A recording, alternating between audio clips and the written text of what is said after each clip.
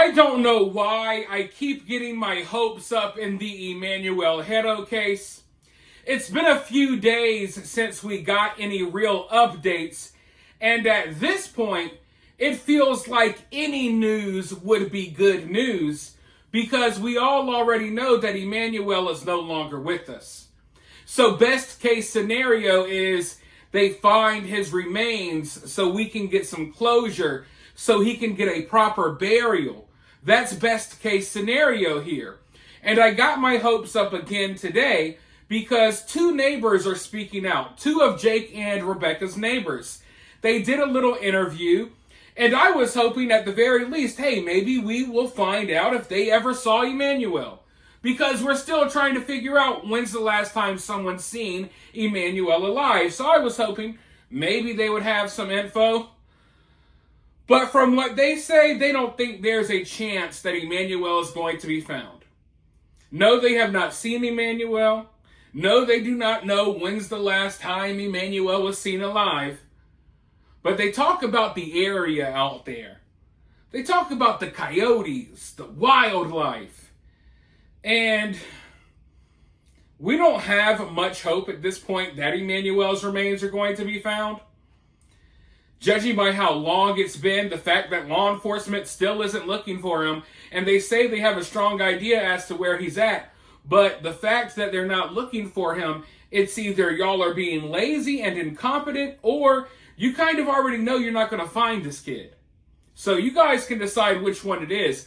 I'm not accusing law enforcement of being incompetent and lazy and dragging their feet. I'm not doing that. But what's happening right now is either that, or they have a strong idea as to where he may have been, but they don't think they're really going to find anything, and that's why they're not in a rush. Well, the neighbors of Jake and Rebecca are speaking out, and they say they don't think there's any chance that they're going to find Emmanuel. So yeah, that definitely isn't good news. I had my hopes up going into reading this interview, and they got shot down immediately, but I want to go ahead and read through this interview for you guys. But before I do that, make sure you hit that like button, make sure you subscribe, drop a comment, and, put your notifications on. Maybe share the video. If you would like to donate, you know how. But with that being said, let's dive into this article. Talking about the search for Emmanuel's body, a neighbor says, I heard they were searching off of the 60, the freeway. There are a lot of coyotes. Even though we're here and the mountains are over there, you can hear them as if they are right here. And we're in a populated area, so you can imagine just driving 5 minutes. I don't think the remains will be found. As someone who has lived here all my life, they are gone. I want to pause right there. So it seems like people in this area are used to stories about people going missing and nothing ever being found. Because there's a lot of places out there. That's one of the first things I noticed. There's so many places out there that you could dump something off.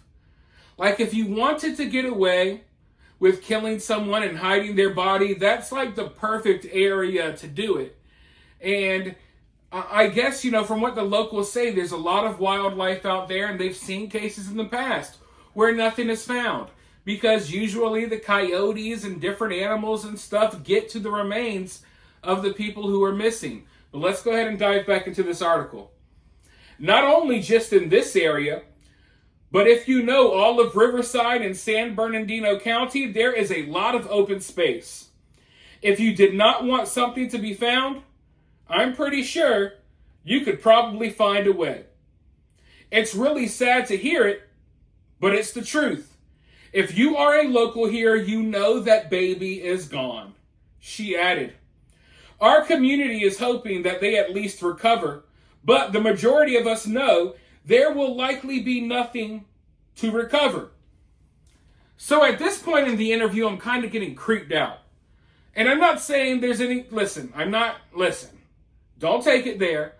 The only reason I'm getting creeped out is because these people are speaking like it's a fact for sure. You're not going to find nothing. All of the locals know you ain't going to find that baby's remains. All of the locals know this. Everyone around here knows this. So that kind of creeps me out because I'm wondering how many babies, how many kids go missing in this area? I'm sure there's a lot of stories that we never hear about. Because for every Emmanuel Haro story that blows up, that people start discussing, there's hundreds, if not thousands, of other cases that will never get media attention. But it seems to be, and I've heard from other neighbors out here that feel the same. Everyone's just like, yeah, you're not going to find that baby. And it just feels like, is this an area where people's bodies get dumped a lot? Because it seems like people are kind of just used to it. So yeah, I don't know. It's just weird reading this. You know what I mean? But I understand where she's coming from. I think the neighbor is right. She's probably right. It just feels kind of weird saying it. Because I don't think if you go outside and talk to one of my neighbors, they wouldn't be like, yeah, they're never going to find that baby. Everyone around here knows that. You know what I mean? So obviously there's some things going on out there, right? These people have been witness to some things. They're used to stories like this one. They're used to little missing babies never being found, getting ditched out there in San Bernardino valleys and whatever the hell. Good God, let's go ahead and go back into the article though. She added, our community is hoping that they at least recover, but the majority of us know there will likely be nothing to recover. The Haro family's rundown ranch-style home is situated at the end of a road on about an acre lot with only one immediate neighbor in a quiet community just minutes from the sheriff's station. The neighbor says that many locals keep to themselves, and that the Haro house was so secluded anything could have happened inside its walls. Look how far back their house is. If anything was going on in that house, it's not like anybody here would have heard anything. They have like a half a mile before the front door. A second neighbor echoed her thoughts, saying, everyone here keeps to themselves. We stay out of each other's business. So they could do whatever they wanted over there. It's shocking and so sad to think the sheriff's station is just down the road. And that's another thing we've heard about this area, that everyone minds their business. And I mentioned this in a prior video. We know that some of the neighbors got upset by all of the commotion that was going on in front of Emmanuel's home. And I understand people being upset. There's a lot of stuff going on outside your house. You can't have any peace. But at the same time, I think some of the neighbors were actually getting upset, not because of the ruckus, not because there's people standing outside, but because they have their own dirt going on, right? They don't want people in their dirty business, their shady business that they have going on. And now all of a sudden you got cameras everywhere. You got the police up and down the street every day. So I think some people in the area, they were getting ticked off because they had their own illegal activities going on. For example, the house that got burned down. We know there was illegal activity going on in that house, and I still kind of question that situation. I can't help but do so. And I'm not saying, oh, that's 100% something to do with Emmanuel, but how can you not explore that as an option? How can you not explore that as a possibility? But everyone around here, they like to stay to themselves. They like to mind their own business. And they all know if you dump a body out there, no one's going to find it. Right? I would be creeped out in this neighborhood right now. You're talking to the neighbors and they're like, yeah, everyone minds their business around here.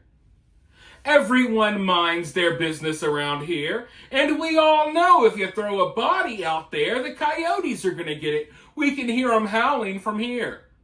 I would be like, oh, really? Okay. Hop in my car and zoom the f*** out of there. Because, like, are y'all feeding off bodies to the coyotes too? Y'all seem to be really sure about this, huh? Do y'all have experience? And now I'm just getting halfway, but it kind of makes you wonder, right? It kind of makes you wonder. But, like I said at the beginning of this video, I keep getting my hopes shot down. I get my hopes up. I come across a new article, I come across a new update, only for, there to be information in there that just kind of makes things worse, or at least makes you feel worse about the situation, right? So right now, there's no good news to report. And the only good news that we may possibly get is that they find Emmanuel's remains. But as of right now, I don't want to speak too soon, but as of right now, it feels like that's not going to happen. And I would have said that before reading the neighbors' comments, but I guess only time will tell. For all we know, tomorrow morning, law enforcement can come out and say, hey, we got him, we found Emmanuel. So I guess only time will tell. We got to be patient here, and I understand patience is a virtue. I have no problem being patient, waiting for answers.